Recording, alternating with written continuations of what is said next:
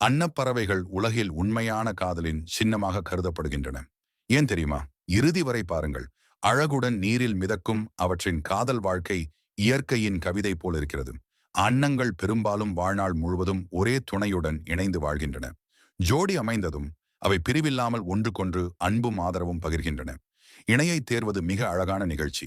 நீரில் ஒன்றின் முன் ஒன்று மிதந்து கழுத்தை வளைத்து இதயம் போல வடிவம் உருவாக்குவது அன்னப்பறவையின் தனிச்சிறப்பு. இந்த காட்சியே உலகமெங்கும் காதலின் சின்னமாக பயன்படுத்தப்படுகிறது.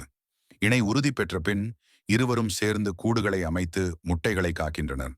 தாய் பறவை பெரும்பாலும் உட்கார்ந்து காப்பதை மேற்கொள்ள ஆண் பறவை வெளியிலிருந்து பாதுகாப்பை உறுதி செய்யும்.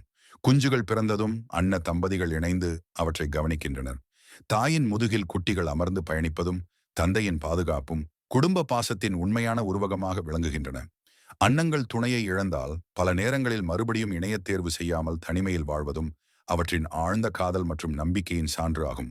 அன்னப்பறவையின் காதல் மனிதர்களுக்கே கூட உறுதி, ஒருமைத்தனம், வாழ்நாள் பாசம் ஆகியவற்றின் பாடமாக விளங்குகிறது.